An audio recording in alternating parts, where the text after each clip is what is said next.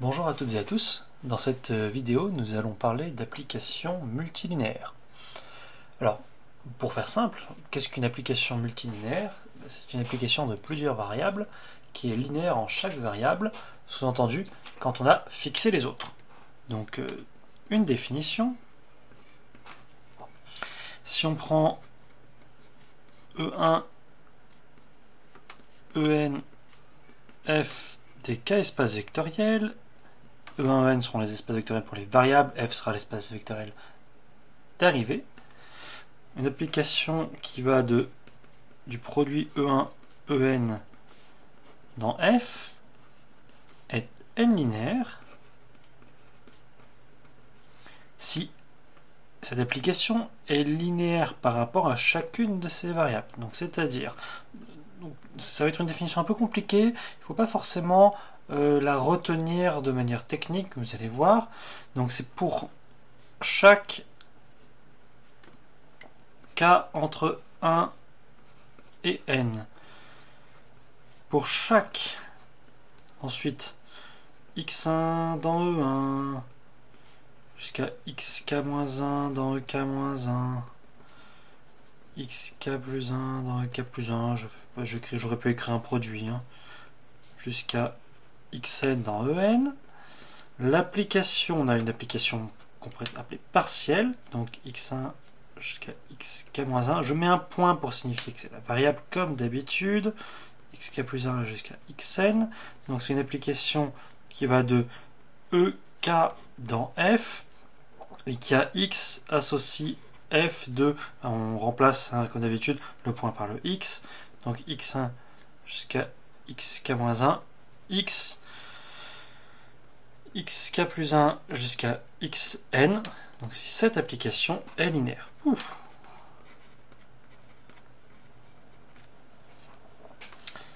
Alors, on parle de forme. On parle de forme N linéaire si f est égal au corps de base. On note L de E1, En, et je vais mettre un point virgule pour bien séparer l'espace de départ et d'arrivée, l'ensemble des applications n linéaires du produit, enfin de 1, croix, En dans grand F. Et puis, on note bien sûr hein, si tous les En sont égaux, c'est-à-dire qu'on a si toutes les variables ont la même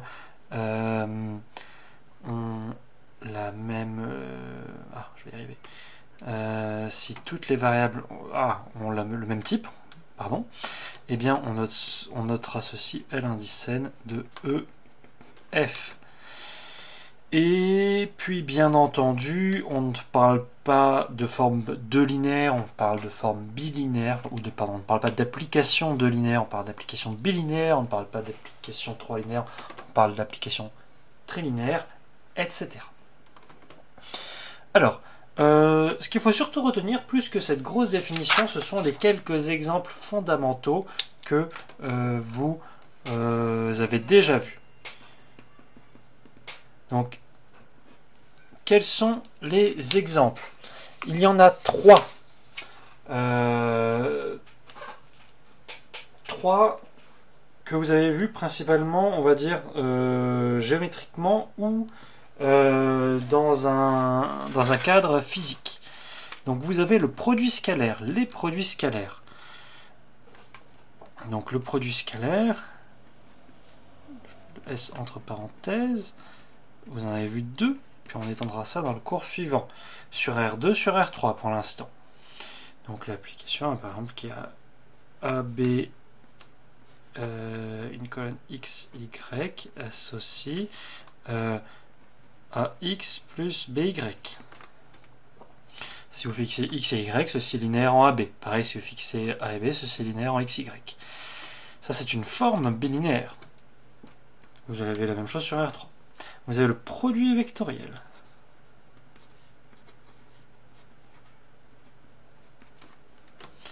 Donc, alors je ne vous redonne pas la définition, on la reverra en... Enfin, je ne vous donne pas la définition, vous avez dû la voir en physique. On la reverra dans le cours, dans le chapitre suivant. Et vous avez aussi le produit matriciel.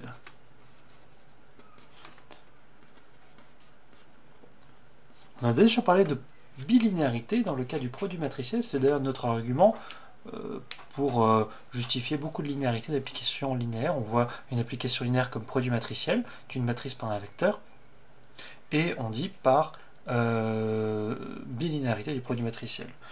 D'ailleurs, le produit matriciel, ce n'est pas forcément par deux matrices carrées, c'est juste deux matrices rectangulaires dont les dimensions sont compatibles pour le produit. Donc on a un cas naturel où les deux variables n'ont pas le même type. Bon, cela dit, la plupart du temps, la multilinéarité est quelque chose d'assez simple à établir. Alors, donc c'est pas vraiment une question qui devrait trop vous occuper, vous allez faire quelques exemples et puis ça rentrera sans problème. Ce que l'on va s'amuser à faire, c'est à permuter les variables d'une application multilinéaire. Alors, pour faire ça, il faut bien entendu qu'elles aient le même type. Donc, j'introduis l'action correspondante. Donc, je prends E et F de k-espace vectoriel. Petit f, une application de n variables dans E à valeur dans F, n linéaire. Et voici ce que je vais essayer. Voici ce qu'on va faire. On va prendre sigma, une permutation du segment entier n, et on va permuter les variables. Donc je vais noter sigma étoile f, l'application qui va de E puissance n dans F, ça ne change pas, et qui a un nuplet x1, xn, associe le f de x indice sigma de 1, x indice sigma de n. Quelques exemples. Par exemple, pour n égale 2, alors n égale 2, on n'a que deux permutations. Si je prends sigma égale l'identité, sigma étoile f, c'est l'identité étoile f, ça donne immédiatement f. Donc, la seule chose qui nous intéresse, c'est ceci.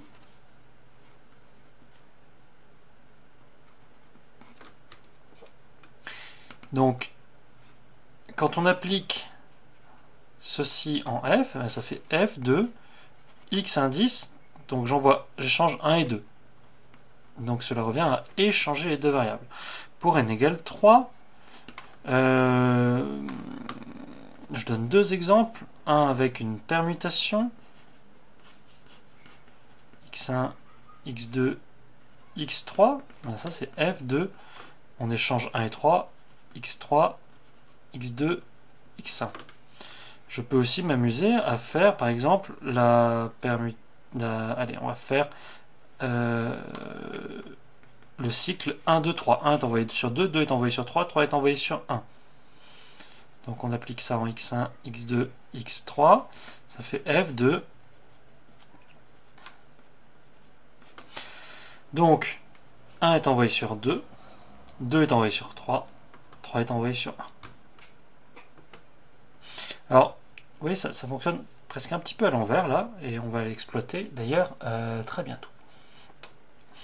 Donc on s'amuse à faire ça pour des raisons que vous allez observer. D'ailleurs, la plupart de nos exemples ont des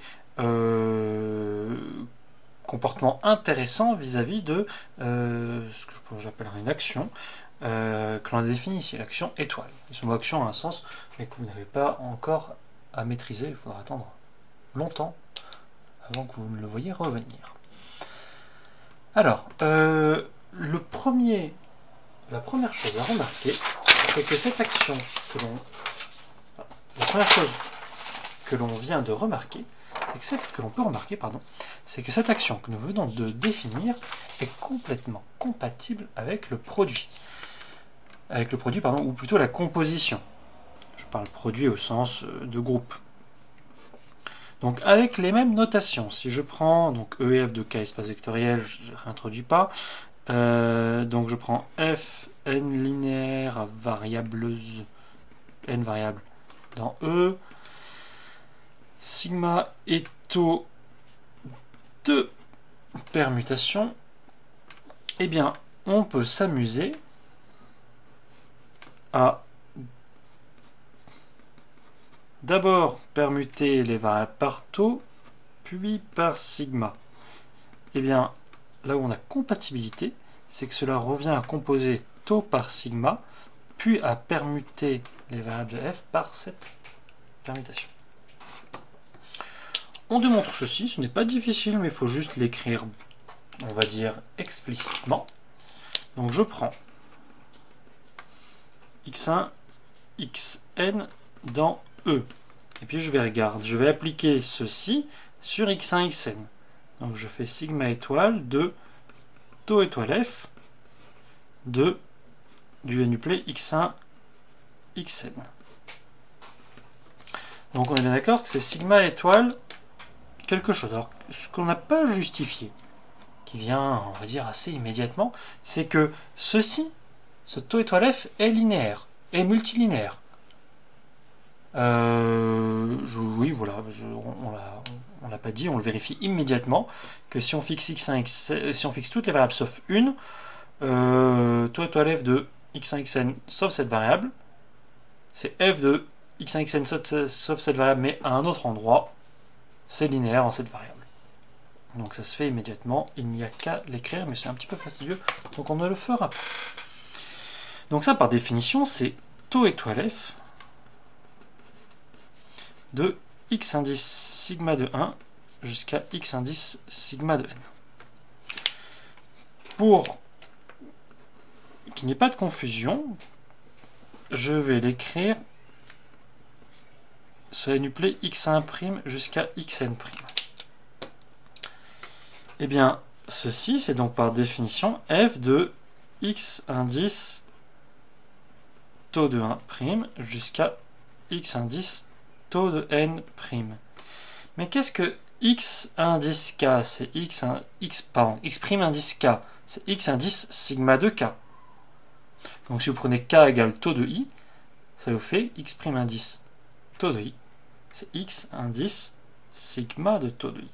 Donc ça fait f de x indice sigma de taux de 1 jusqu'à x indice sigma de taux de n. Et donc ça c'est bien, par définition, sigma étoile taux de f.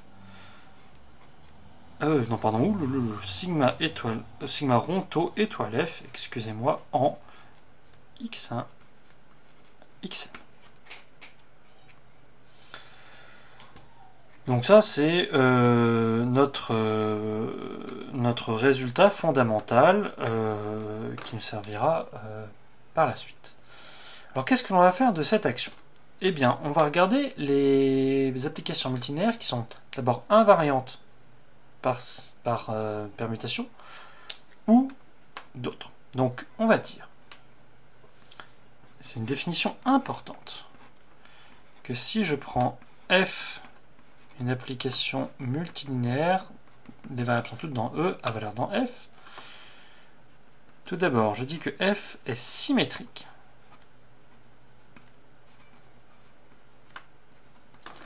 si, quelle que soit la permutation des variables, sigma étoile f égale f. Donc une application n linéaire symétrique, c'est une application qui est invariante par permutation des variables. Et je vais dire que f est antisymétrique si, quel que soit sigma dans Sn, alors on ne peut pas avoir sigma étoile f égale moins f, hein. Prenez par exemple l'identité, on a déjà vu que l'identité étoile f égale f, eh bien forcément, vu que pour que ce soit compatible avec cette composition, il faut faire sortir la signature. Donc signature de sigma fois f. Alors, dans nos exemples, pour le produit sur nos 3 exemples de base, le produit scalaire, vous savez que le produit scalaire de U et de V, c'est le produit scalaire de V et de U. Pour 2 variables, il n'y a qu'à tester sur 2 permutations, l'identité, rien à faire, la transposition des 2 variables, l'échange des 2 variables. Donc le produit scalaire est bien entendu symétrique. Pour le produit matriciel, bien sûr, on prend le cas de matrice carrée. Est-ce que le produit de A fois B, c'est le produit de B fois A? Pas du tout. Donc c'est non symétrique. Et ce n'est bien entendu pas antisymétrique. Et le produit vectoriel, si vous vous rappelez bien des règles de manipulation sur le produit vectoriel, le produit vectoriel de V et de U, c'est l'opposé du produit vectoriel de U et de V. Je vous rappelle que pour n égale 2, on a juste à vérifier ça pour la transposition des 2 variables. Donc c'est antisymétrique.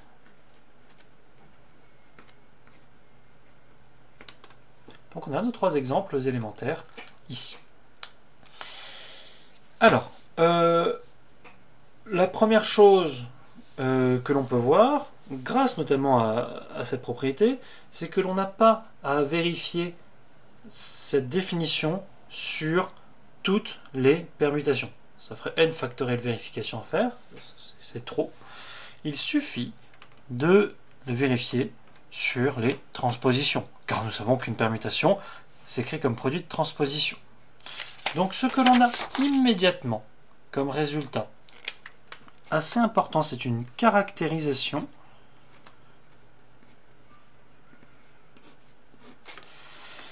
c'est que si on prend f, une application multilinéaire, toutes les variables dans E, à valeur dans f, eh bien f est symétrique si et seulement si quoi? Eh bien pour toute transposition tau c'est comme dans Sn, et bien tau étoile f égale f. Démonstration à l'oral. Si f est symétrique, on a déjà que pour toute transposition tau étoile f égale f. Réciproquement, si pour toute transposition tau étoile f égale f, si je prends une permutation sigma, je l'écris comme produit de transposition, sigma égale tau 1 fois tau 2 jusqu'à fois tau p, et bien sigma étoile f, c'est tau 1 fois, le fois s'entend au sens de la composition bien sûr, tau 1 fois tau 2 jusqu'à fois tau p étoile f, et d'après la propriété précédente, c'est tau 1 étoile tau 2 étoile tau p étoile f, et on fait une récurrence, tau p étoile f, cf, etc. On revient à rebours jusqu'à revenir à f. Ou alors on montre par récurrence que pour tout produit de transposition, on fait une récurrence sur le nombre de transpositions, un produit de transposition étoile f, c'est f. Et bien avec exactement la même chose, le même raisonnement, on montre que f est antisymétrique si et seulement si pour toute transposition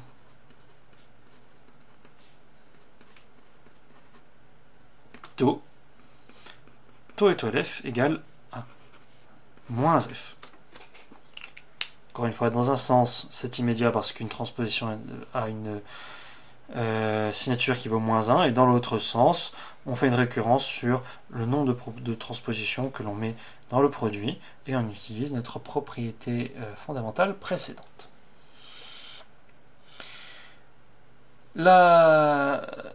Alors on n'a pas encore vu d'exemple substantiel d'application antisymétrique. Mais cela viendra bien sûr avec le déterminant. Mais on a des choses à montrer dessus, pour l'instant. Alors, quelques résultats fondamentaux, et puis ce sera ça le cœur du chapitre. Donc, premièrement,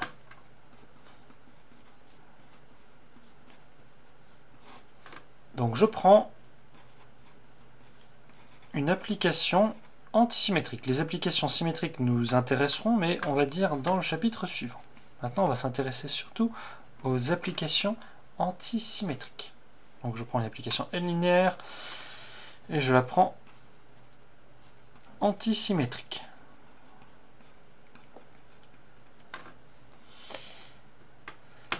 Premièrement, si je prends x1 un n-uplet x1 xn dans E, s'il existe deux indices sur lesquels le n-uplet prend la même valeur, alors la fonction s'annule sur ce n-uplet.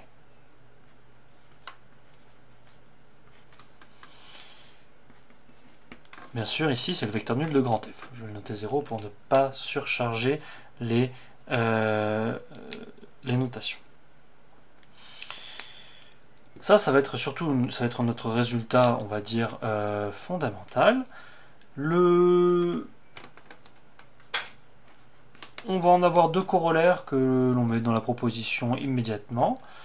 C'est-à-dire que,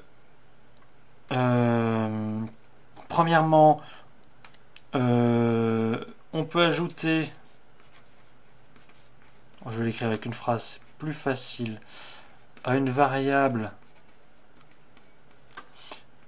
une combinaison linéaire des autres sans changer la valeur de f.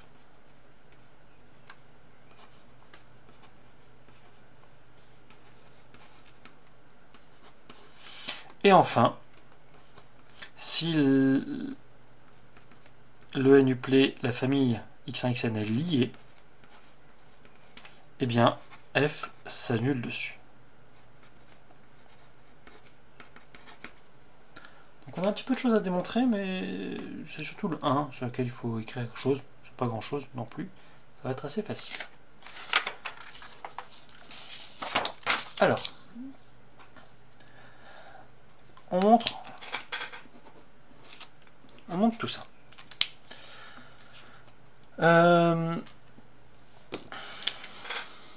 Je vais noter grand X, le n-uplet x1 jusqu'à xn, et je vais noter x', ce que je note avec un peu de, comment dire,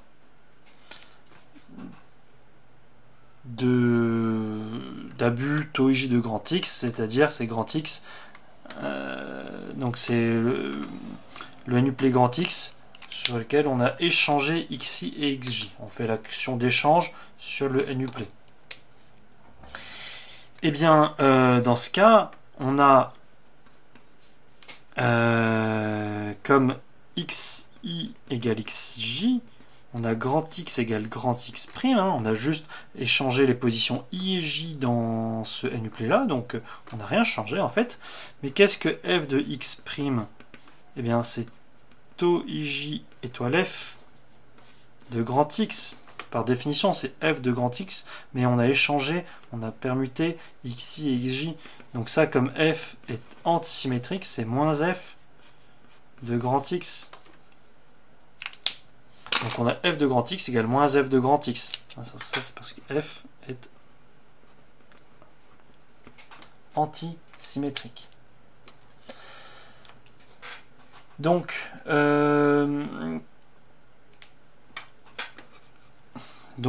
de grand X égale moins f de grand X. Donc f de grand X est nul.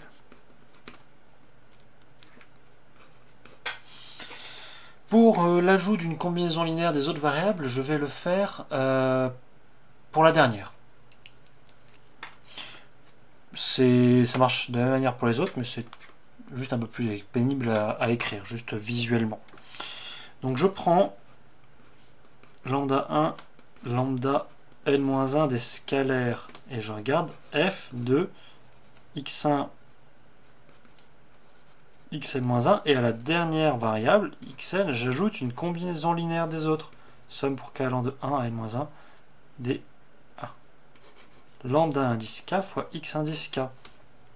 Et bien ceci c'est par linéarité par rapport à la dernière variable, donc on fait un développement.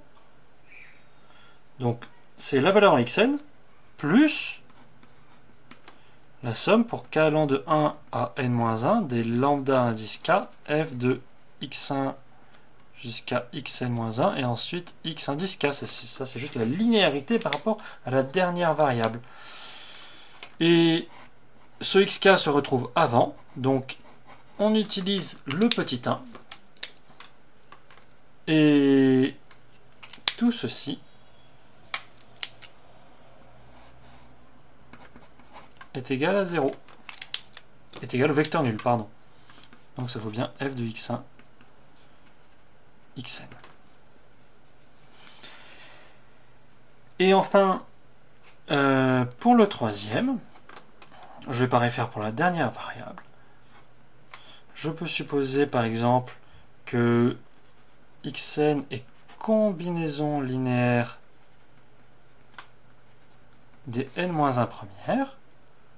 Donc f de x1, xn-1, xn, je peux, d'après le 2, soustraire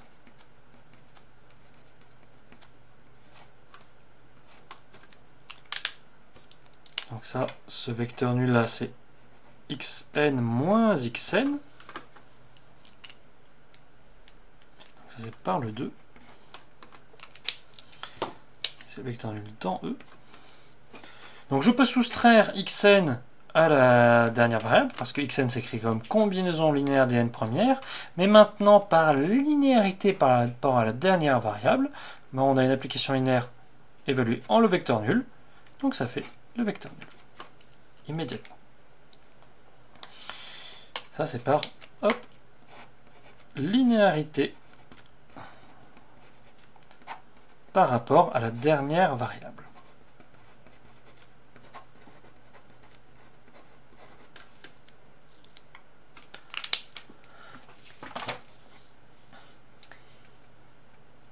Et il ne nous reste plus qu'à voir un résultat qui sera utile. C'est que, en fait, notre premier résultat ici, qui est le plus important d'un certain point de vue, un peu plus important que les deux autres, quoique les deux autres seront utiles, mais celui-là, c'est celui qui va nous débloquer le résultat suivant. Eh bien, ce premier résultat est en fait une caractérisation du caractère antisymétrique d'une application n linéaire. Donc, alors, on va dire un petit peu de vocabulaire temporaire, parce qu'on va montrer que les deux notions que l'on introduit sont équivalentes. On fait assez rarement ça ensemble. Donc c'est une définition temporaire. Je dis que une application n linéaire, variable dans E, valeur dans F, est alternée si cette application s'annule sur tout n-uplet possédant au moins deux variables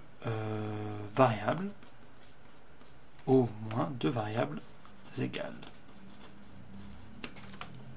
Donc on vient de montrer qu'une application antisymétrique était alternée. La réciproque est vraie. Donc on peut l'appeler théorème. Une application, donc je dis les applications n linéaires alternées sont exactement les applications n linéaires antisymétriques.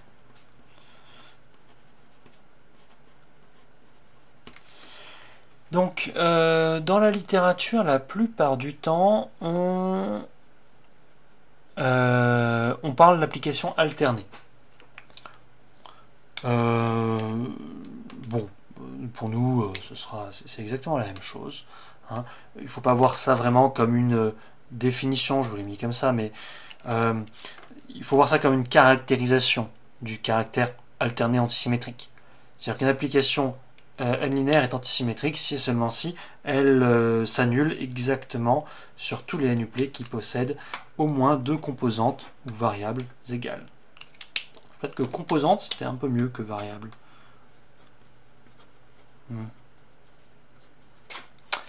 Alors, on a déjà vu qu'une application antisymétrique était alternée.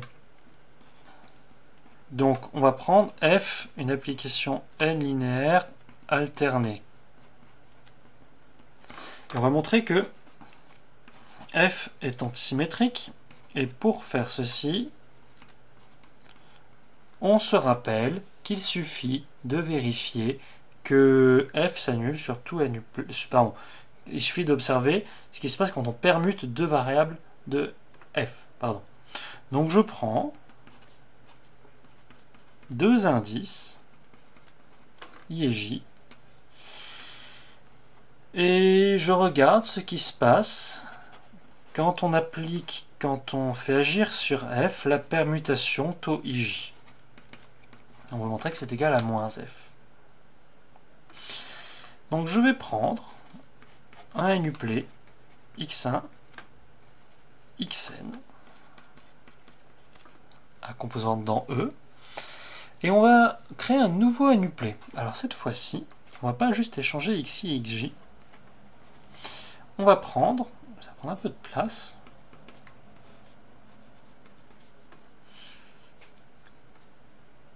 donc on va modifier quelque chose sur les im et jm composantes, on va mettre xi plus xj aux deux. Donc xi plus 1, jusqu'à xj moins 1, ensuite encore xi plus xj, c'est insupportable à écrire, ensuite xj plus 1, jusqu'à xn. Donc là, on est en... C'est la im composante. Et ça, c'est la jm composante.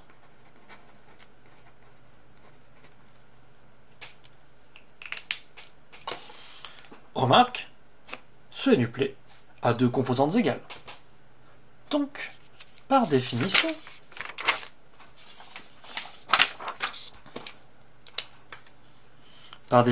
du caractère alterné,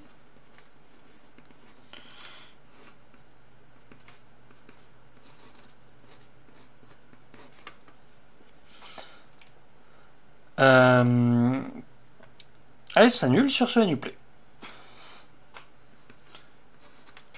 Mais regardons ce qui se passe. Donc, je le recopie. Donc, i-1, xi plus xj, xi plus 1, jusqu'à xj moins 1, encore un xi plus xj, xj plus 1, on ne fera qu'une colonne dans cette feuille, jusqu'à xn. Donc là, c'est en i-ème position, et là, c'est en j-ème position. Bon, eh bien, on peut déjà développer par linéarité par rapport à ceci. Donc f de xi, puis après f de xj, f2m, puis par linéarité par rapport à ceci. Bon, quand on développe par linéarité par rapport à deux cases, on développe par bilinéarité et on fait un double développement. Donc là, on a un double développement qui va s'écrire avec une somme double ici sur 4 termes.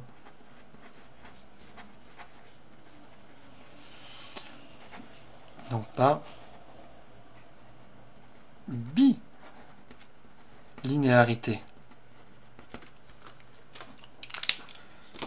Donc qu'est-ce que cela donne? Je vais essayer d'aligner ceci. Je développe d'abord xi. Ça fait x1, xi-1. Je choisis xi, xi plus 1, jusqu'à xj-1. Ensuite, je vais choisir xi, xj plus 1, jusqu'à xn. Ça, c'est le premier. Je vais souligner en rouge les endroits où je les ai choisis. Donc là, on est toujours dans le développement de xi pour la première position. Xi, je recopie les autres, je vais mettre des... Hein, voilà. Là, ensuite, je développe xj. Hop, les autres, c'est les mêmes. Ensuite, deuxième partie du double développement, je choisis xj ici. Je choisis xi là. Et je choisis toujours xj. Et là, je choisis xj une deuxième fois.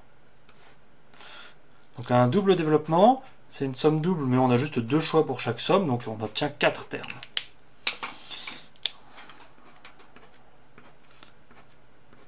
Alors qu'est-ce que l'on a? Ici, on a f appliqué à un unuplet qui possède deux composantes égales. Donc ici, c'est nul. Ici, pareil, c'est nul. F appliqué sur un unuplet qui a deux composantes égales. Maintenant, qu'est-ce qui se passe? Là, on a x1, xi-1, xi, blablabla, xj, xj plus 1, blablabla, xn. Bah, c'est f de grand x. Et là, c'est f de x1, xi-1, xj, xi plus 1, blablabla, xj-1, xi, xj plus 1 jusqu'à xn. Bref, on a juste permuté xi et xj. Donc cette ligne-là, c'est exactement TOIJ étoile f appliqué en grand X. Bref, on a bien f de x plus TOIJ étoile f de grand X qui est nul. Donc c'est exactement dire que TOIJ étoile f de grand X égale moins f de grand X pour tout grand X. Et voilà pour ce que l'on avait à démontrer et à regarder dans ce chapitre. Donc que faut-il retenir? La définition d'application multilinéaire, mais pas de manière technique. Les définitions d'application multilinéaire symétrique et antisymétrique alternée avec la caractérisation. Que pourrais-je rajouter? Peut-être une chose. Il y a une erreur à ne pas faire, c'est de penser qu'une application multilinéaire est linéaire. Ça, c'est faux. Donc je vous laisse regarder, par exemple, pour le produit matriciel, ou pour le produit scalaire, des choses que vous connaissez bien. Bien entendu, attention, hein, une application multilinéaire n'est pas linéaire. Voilà pour cette vidéo. Dans la prochaine vidéo, eh bien, on définira l'application déterminant, le déterminant d'une famille de vecteurs. Donc là, il y aura un peu de travail. Et vous aurez un exemple substantiel de forme multilinéaire alternée, et plus juste bilinéaire. Voilà pour aujourd'hui.